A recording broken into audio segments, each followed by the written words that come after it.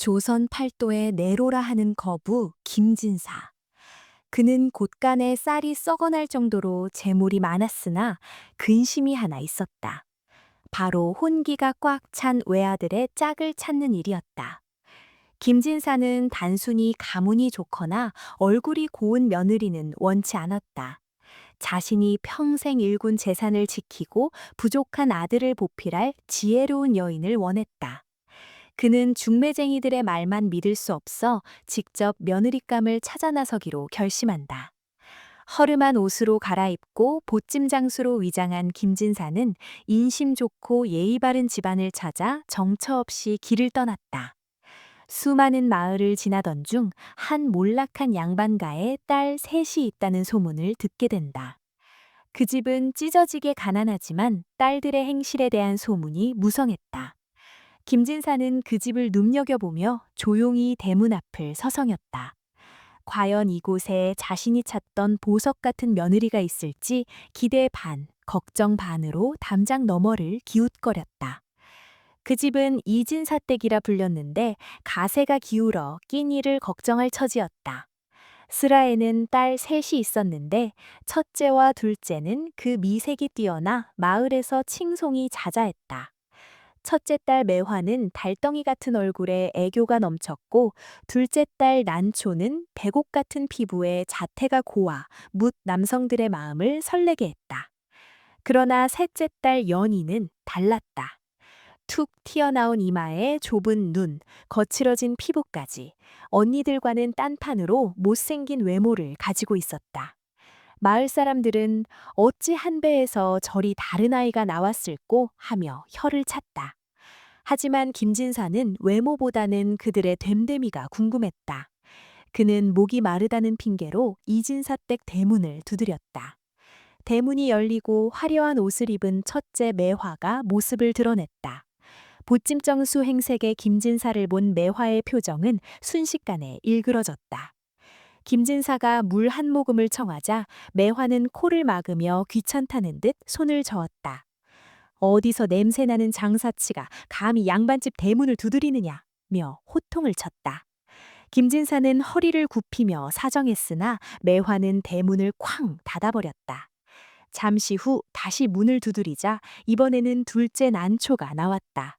난초 역시 보찜 장수를 보자마자 눈살을 찌푸렸다. 그녀는 재수없게 아침부터 동냥질이냐? 며 바가지에 물을 담아 김진사의 발 앞에 획 뿌려버렸다. 김진사는 물벼락을 맞은 채 씁쓸한 미소를 지었다. 역시 소문난 미인들은 마음씨가 곱지 않구나. 그는 실망감을 감추지 못하고 발길을 돌리려 했다. 그때 다 찌그러진 대문 틈 사이로 누군가 그를 부르는 소리가 들렸다. 작고 볼품없는 목소리였지만 왠지 모를 따뜻함이 묻어나는 목소리였다. 고개를 돌려보니 그곳에는 셋째 딸 연희가 서 있었다. 남루한 옷차림에 헝그러진 머리, 못생긴 얼굴이었지만 눈빛만은 초롱초롱 빛나고 있었다. 연희는 김진사에게 다가와 정중히 고개를 숙였다. 어르신, 언니들이 철이 없어 결례를 범했습니다. 부디 노여움을 푸시고 안으로 드시지요. 연희는 김진사를 마당 한 구석 평상으로 안내했다. 그리고는 깨진 독에 담긴 물이라도 괜찮다면 드시라며 표주박에 물을 정성스레 담아 건넸다. 물 위에는 체하지 말라고 버들잎 하나를 띄우는 센스까지 보였다. 김진사는 그 물을 마시며 연희의 행동 하나하나를 유심히 관찰했다. 못생긴 얼굴 뒤에 숨겨진 기품과 배려심이 보이기 시작했다. 김진사는 속으로 이 아이야말로 진흙 속의 연꽃이구나 라고 생각했다. 김진사는 감사의 표시로 보찜에서 떡을 하나 꺼내주려 했다. 그러나 연희는 정중히 거절했다. 다들 이유 없는 물건은 탐하지 않는 법입니다. 그녀의 단호하면서도 예의 바른 태도에 김진사는 더욱 감탄했다. 그는 일부러 짓궂은 질문을 던졌다. 자네는 외모가 비해 언니들에 비해 외모가 칠칠치 못한데 부모님이 원망스럽지 않은가? 연희는 미소를 지으며 대답했다. 얼굴은 부모님이 주신 껍데기일 뿐 그 안에 담긴 마음은 제가 가꾸는 것입니다. 껍데기가 화려하다고 그 속에 술맛이 좋은 것은 아니지요. 김진사는 무릎을 탁 쳤다. 이 정도의 식견과 배포라면 자신의 집안을 일으킬 수 있을 것이라 확신했다. 그는 자신의 정체를 숨긴 채 이진사에게 정식으로 혼담을 넣겠다고 말하고 집을 나섰다. 며칠 후 이진사 댁에 어마어마한 혼슈품과 함께 혼담이 들어왔다. 발신인은 다름 아닌 거부 김진사였다. 이진사 부부는 뛸 듯 기뻐했다. 가난에서 벗어날 절호의 기회였기 때문이다. 첫째 매화와 둘째 난초는 서로 자신이 김진사 댁 며느리가 될 것이라며 들떠서 거울 앞을 떠나지 않았다. 김진사님도 눈이 있으니 당연히 우리 중 하나를 고르시겠지. 두 자매는 연희를 비웃으며 너는 신부 시중이나 들 준비나 해라 라고 놀려댔다. 연희는 아무 대꾸 없이 묵묵히 집안일만 할 뿐이었다. 이진사는 김진사의 하인에게 며느리가 될 사람이 누구냐고 물었다. 하인은 김진사의 서찰을 건넸다. 서찰을 읽은 이진사의 얼굴이 하얗게 질었다. 거기에 예상치 못한 이름이 적혀 있었기 때문이다. 서찰에 적힌 이름은 바로 셋째 딸 연희였다. 이진사는 자신의 눈을 의심했다. 아니, 천하의 김진사가 어찌 제일 못난 연희를? 매화와 난초는 그 소식을 듣고 까무러칠 듯 놀랐다. 말도 안 돼. 그 노망이나가 노량망에 비쳐버렸나가. 그녀들은 분통을 터뜨리며 바닥을 굴렀다. 마을 사람들도 수군거렸다. 김진사 아들이 병신이라 못난 여자를 데려가는 게지. 아니면 김진사가 보찜 장수로 왔을 때 뭔가 홀린 게 분명해. 온갖 추측이 난무했지만 김진사의 뜻은 확고했다. 연희는 담담하게 부모님의 뜻을 따르겠다고 했다. 그녀는 자신이 선택된 이유를 짐작조차 하지 못했지만 주어진 운명을 피하지 않았다. 혼례 준비가 시작되자 집안은 묘한 긴장감에 쌓였다. 혼례 날이 밝았다. 김진사 댁에서 보낸 화려한 가마가 이진사 댁 마당에 들어왔다. 구경꾼들이 인산인해를 이루었다. 연지곤지를 찍고 족두리를 쓴 연희가 방에서 나오자 사람들의 탄식과 비웃음이 섞여 나왔다. 아이고, 옷이 아깝다, 옷이 아까워. 첫째와 둘째 언니는 질투 어린 눈빛으로 연희를 흘겨보았다. 그러나 연희는 고개를 꼿꼿이 들고 가마에 올랐다. 가마꾼들이 힘차게 가마를 들어 올리자 연희의 새로운 인생이 시작됐다. 김진사는 대문 앞에서 흐뭇한 미소로 가마를 맞이했다. 사람들은 김진사가 왜 저런 선택을 했는지 도무지 이해할 수 없다는 표정이었다. 하지만 김진사의 눈에는 연희의 겉모습이 아니라 그가 가져올 집안의 번영이 보였다. 김진사 댁에 도착한 연희는 웅장한 기와집과 수많은 하인들을 보고 기가 죽을 법도 하지만 전혀 흔들림 없었다. 그녀는 침착하게 절차를 밟아 혼례를 치렀다. 신랑인 김도령이 등장했다. 사람들의 예상과 달리 김도령은 훤칠한 키에 준수한 외모를 가진 건장한 사내였다. 구경꾼들은 다시 한번 술렁였다. 저런 멀쩡한 신랑에게 저런 신부라니. 김도령의 표정은 굳어 있었다. 아버지의 강요로 혼인을 하긴 하였지만 못생긴 신부를 보고 실망한 기색이 역력했다. 첫날 밤 신방에 들어선 김도령은 연희에게 눈길조차 하지 않고 등을 돌아서 누워버렸다. 연희는 묵묵히 신랑의 잠자리를 보아주고 촛불을 껐다. 냉랭한 공기가 방 안을 가득 채웠다. 다음 날 아침 연희는 벼같이 일어나 부엌으로 향했다. 하인들이 말렸지만 그녀는 직접 시부모님의 아침상을 차리겠다고 고집했다. 그녀의 손맛은 일품이었다. 정갈하고 맛깔난 음식에 김진사는 크게 만족했다. 역시 내 눈이 틀리지 않았구나. 그러나 시어머니와 남편 김도령은 여전히 연희를 탐탁치 않게 여겼다. 특히 김도령은 친구들을 만나 술을 마시며 자신의 신세를 한탄하곤 했다. 아버지가 무슨 생각으로 그런 여자를 데리고 왔는지 모르겠다며 불평을 늘어놓았다. 연희는 남편의 냉대에도 불평 한마디 없이 묵묵히 집안일을 챙겼다. 그녀는 하인들을 따뜻하게 대하고 낭비되는 물건이 없도록 꼼꼼히 관리했다. 시간이 흐르며 김진사 댁 곳간은 더 풍족해졌다. 연희는 단순히 절약만 하는 것이 아니었다. 쌀을 빌려줄 때도 가난한 이들의 사정을 봐주며 인심을 얻었고 질 좋은 농기구를 사들여 소작인들의 수확량을 늘려주었다. 그녀의 지혜로운 살림 솜씨는 곧 소문이 났다. 반면 이진사 댁의 두 언니는 부자 댁에 시집가겠다며 콧대만 높이다가 결국 사기꾼 같은 중매쟁이에게 속아 형편없는 집안으로 시집을 가게 되었다. 매화는 주정뱅이 남편을 만나 매일 눈물로 밤을 지새웠고, 난초는 노름꾼 남편 때문에 가산을 탕진하고 쫓겨날 처지가 되었다. 친정의 몰락 소식을 들은 연희는 몰래 쌀과 돈을 보내 부모님을 챙겼다. 어느 날, 김진사가 큰 병으로 자리에 눕게 되었다. 용하다는 의원을 다 불러보았지만 차도가 없었다. 집안은 혼란에 빠졌고 김도령은 어찌할 바를 모르고 발만 동동 구를 뿐이었다. 이때 연희가 나섰다. 그녀는 의서들을 뒤지며 약초를 연구하고 직접 산에 올라 귀한 약초를 캐왔다. 밤낮으로 김진사의 곁을 지키며 정성으로 간호했다.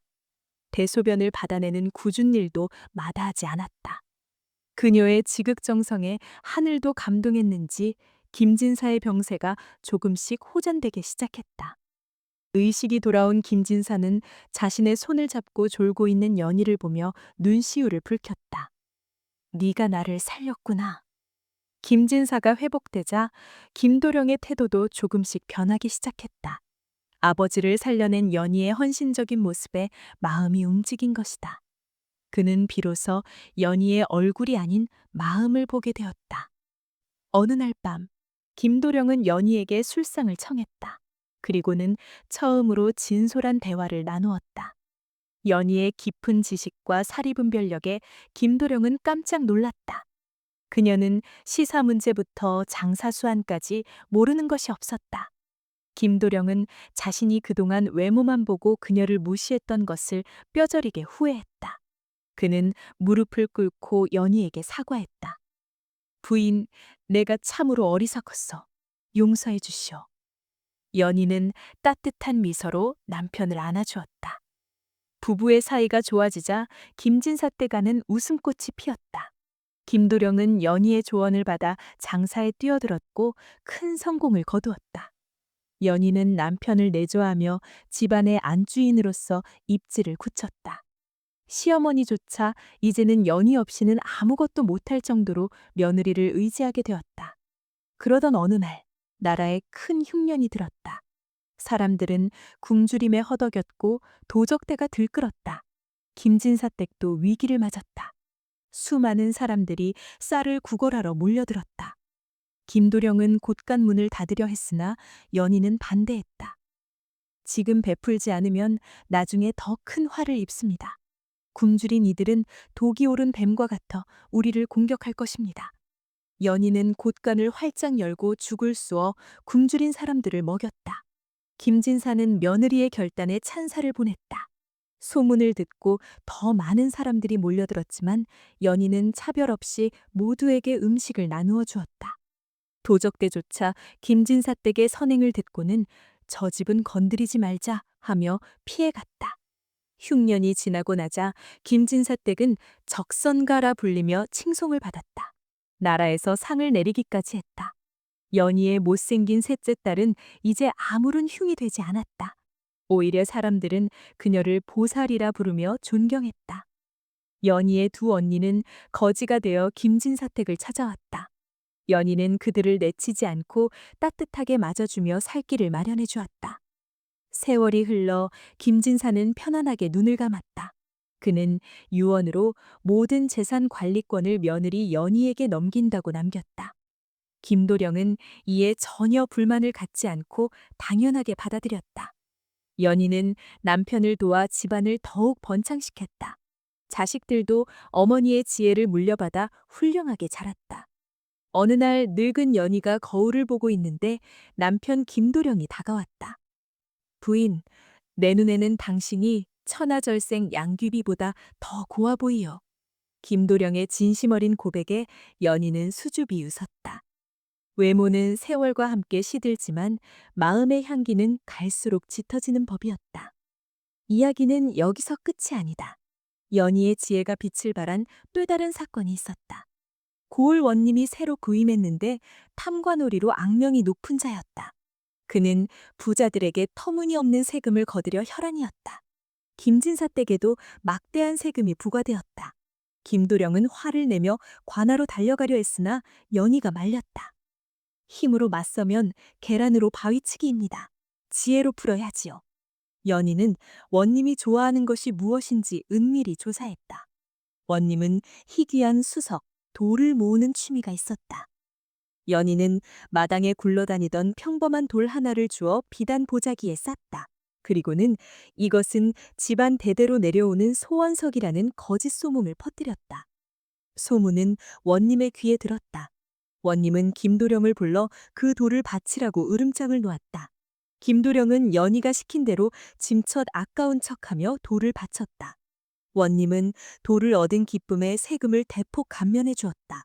나중에 그 돌이 평범한 돌임을 알더라도 이미 세금 감면 문서는 작성된 뒤였다. 또한 원님 체면에 자신이 속았다는 말을 할 수도 없을 터였다. 김도령은 연희를 기재해 혀를 내둘렀다. 부인의 머릿속에는 제갈공명이 들어있는 것 같소. 이 일로 김진사댁은 재산을 지킬 수 있었고 마을 사람들은 통쾌히하며 연희를 더욱 칭송했다. 연희의 소문은 한양까지 퍼져 조정에서도 연희의 효행과 지혜를 기리는 정려문을 하사했다. 못생긴 셋째 딸이라 구박받던 연희가 가문을 일으키고 나라의 칭송을 받는 인물이 된 것이다. 연희의 두 언니는 지난날의 과실을 뉘우치며 연희의 집에서 허드렛 일을 도와가며 살았다. 매화와 난초는 가끔 옛날 이야기를 하며 한숨을 쉬었다. 그때 부찜장이에게 물 한 그릇만 잘 대접했어도 내 팔자가 이렇지는 않았을 텐데. 사람의 운명이란 사소한 행동 하나에서 갈린다는 것을 뼈저리게 느낀 것이다. 연희는 언니들을 타박하지 않고 끝까지 보살폈다. 어느 화창한 봄날, 연희는 남편과 함께 친정 부모님의 산소를 찾았다. 산소 앞에서 연희는 조용히 눈물을 흘렸다. 못난 딸을 낳아 죄스러워하셨던 부모님, 이제는 편히 쉬세요. 저 이렇게 사랑받으며 잘 살고 있습니다. 김도령은 연희의 어깨를 감싸주었다. 돌아오는 길 부부는 처음 만났던 날의 이야기를 나누었다. 그때 당신이 버들잎을 띄워주지 않았다면 나는 급하게 물을 마시다 체해서 죽었을지도 모르오. 연희의 농담에 김도령은 까르르 웃었다. 두 사람의 그림자가 길게 늘어지며 다정한 풍경을 자아냈다. 연희 부부는 자선 사업에도 힘을 썼다. 마을에 서당을 세워 가난한 아이들을 가르치고 다리를 놓아 사람들의 통행을 도왔다. 사람들은 그 다리를 연희교라고 불렀다. 연희교는 수백 년이 지난 지금도 그 터가 남아 전해진다. 김진사의 선견지명과 연희의 지혜, 그리고 김도령의 개과천선이 만들어낸 아름다운 이야기였다. 사람들은 겉모습만 보고 사람을 판단하는 것이 얼마나 어리석은 일인지 깨닫게 되었다. 진정한 아름다움은 눈에 보이는 것이 아니라 마음에서 우러나오는 것임을 연희의 삶이 증명해 주었다. 세월은 흘러 연희도 백발의 노인이 되었다. 임종을 앞둔 연희 곁에는 남편과 자식들, 그리고 수많은 마을 사람들이 모여들었다. 연희는 마지막으로 남편의 손을 잡고 말했다. 당신을 만나 참으로 행복했습니다. 다음 생에도 당신의 아내가 되고 싶습니다. 그때는 좀 더 예쁜 얼굴로 태어나겠습니다. 김도령은 눈물을 흘리며 고개를 저었다. 아니요. 1000번을 다시 태어나도 나는 지금의 당신을 택할 것이요. 당신의 마음보다 아름다운 것은 이 세상에 없으니까. 연희는 편안한 미소를 지으며 눈을 감았다. 그녀가 떠난 날 하늘에서는 향기로운 꽃비가 내렸다고 한다. 연희의 장례식은 고을 전체의 장례식처럼 치러졌다. 남녀노소 할 것 없이 모두가 나와 그녀의 마지막 길을 배웅했다. 상여가 나가는 길목마다 사람들이 엎드려 통곡했다. 김도령은 아내의 무덤가에 작은 버드나무 한 그루를 심었다. 첫 만남 때 물바가지에 띄워주었던 그 버들잎을 기억하기 위해서였다. 그 버드나무는 무럭무럭 자라 큰 그늘을 만들었고 마을 사람들의 쉼터가 되었다. 사람들은 그 나무 아래서 연희의 이야기를 나누며 아이들에게 교훈을 가르쳤다. 얼굴 뜯어먹고 사는 거 아니다. 마음이 고와야지. 김진사댁 이야기는 입에서 입으로 전해져 전설이 되었다. 훗날 한 선비가 이 마을을 지나다 버드나무 아래서 쉬게 되었다. 그는 마을 노인에게 이 나무의 유래를 듣고 큰 감동을 받아 현부전이라는 글을 지었다. 그 글은 널리 퍼져 많은 사람들에게 귀감이 되었다. 못생긴 외모 때문에 멸시받던 소녀가 지혜와 덕으로 세상을 감동시킨 이야기는 시대를 초월하여 울림을 주었다. 김진사댁 후손들은 조상의 뜻을 받들어 대대로 적을 쌓았고 명문가로서의 명성을 이어갔다. 지금도 그 마을에 가면 연희 우물이라 불리는 우물이 남아있다. 연희가 김진사에게 물을 떠주었던 그 자리에 판 우물이라고 한다. 그 물을 마시면 마음이 맑아지고 지혜로워진다는 속설이 있어 많은 수험생과 학부모들이 찾는 명소가 되었다. 우물 옆에는 마음의 거울이라는 비석이 세워져 있다. 자신의 내면을 비추어 보라는 뜻이다. 방문객들은 우물물의 얼굴을 비추며 겉모습에 치중했던 자신의 삶을 반성하곤 한다. 연희의 이야기는 단순한 옛날 이야기가 아니라 우리에게 진정한 가치가 무엇인지 묻는 질문으로 남아있다. 어느 날 밤 마을 사람들의 꿈에 연희가 나타났다는 소문이 돌았다. 하얀 소복을 입은 연희가 마을을 돌며 슬픈 표정을 짓고 있었다는 것이다. 다음 날 마을 뒷산에 큰 산불이 났다. 불은 거세게 번져 마을을 덮칠 기세였다. 사람들은 연희의 꿈이 예지몽이었음을 깨닫고 급히 대피했다. 다행히 인명피해는 없었지만 마을은 잿더미가 될 위기였다. 그때 신기한 일이 벌어졌다. 김도령이 심었던 버드나무 쪽에서 바람이 불어오더니 불길을 산 쪽으로 되돌려 보낸 것이다. 마을 사람들은 연이라 죽어서도 마을을 지켜주었다고 믿었다. 마을 사람들은 감사의 뜻으로 버드나무 아래에 사당을 지어 연희의 위패를 모셨다. 매년 봄이면 제사를 지내며 그녀의 은덕을 기렸다. 이 제사는 오늘날까지도 이어져 마을의 중요한 축제가 되었다. 축제 때가 되면 마을 처녀들은 못생긴 가면을 쓰고 연극을 한다. 외모 지상주의를 풍자하고 내면의 아름다움을 강조하는 내용이다. 이 연극을 보며 사람들은 웃고 울며 연희의 정신을 되새긴다. 못생긴 며느리를 선택한 김진사의 해안 또한 다시금 회자되며 리더가 갖추어야 할 안목에 대한 교훈으로 남았다. 이야기를 마치며 우리는 스스로에게 물어보아야 한다. 과연 우리는 김진사처럼 진흙 속의 진주를 알아볼 눈을 가지고 있는가? 아니면 겉모습만 보고 판단하는 매화나 난초 같은 사람은 아닌가? 현대사회는 외모가 경쟁력이 되는 시대라고 한다. 하지만 진정한 경쟁력은 시련을 이겨내는 지혜와 타인을 배려하는 따뜻한 마음이다. 연희의 이야기는 화려한 겉포장에 현혹되지 말고 그 안에 담긴 본질을 보라고 말한다. 그것이 바로 우리가 이 오래된 이야기에서 배워야 할 점이다. 김진사의 선택은 도박과 같았다. 세상의 비웃음을 감수해야 했기 때문이다. 하지만 그는 확신이 있었다. 사람의 됨됨이는 짧은 순간의 행동에서 드러난다는 것을 알고 있었기 때문이다. 물 한 그릇을 떠주는 태도, 사소한 말 한마디에 그 사람의 인격이 담겨 있다. 김진사는 그것을 놓치지 않았다. 우리 주변에도 수많은 연희가 있을지 모른다. 겉모습에 가려져 빛을 보지 못하는 보석 같은 사람들 말이다. 이제 우리가 김진사가 되어 그들을 찾아낼 차례다. 그들이 세상 밖으로 나와 빛을 발할 때 우리 사회는 조금 더 따뜻하고 아름다워질 것이다. 야담의 고향. 오늘 준비한 이야기는 여기까지다. 못생긴 막내딸을 선택한 부자 시아버지의 이야기 어떠했는가? 부디 이 이야기가 여러분의 삶의 작은 등불이 되기를 바란다. 겉모습보다는 마음을 가꾸는 여러분이 되기를, 그리고 사람을 볼 때 그 깊이를 들여다볼 줄 알게 되기를 기원한다. 다음 시간에도 더욱 기이하고 감동적인 이야기 보따리를 들고 찾아오겠다. 그때까지 모두 건강하고 행복하시라. 구독과 좋아요는 이야기꾼에게 큰 힘이 된다. 그럼 안녕히 계시라.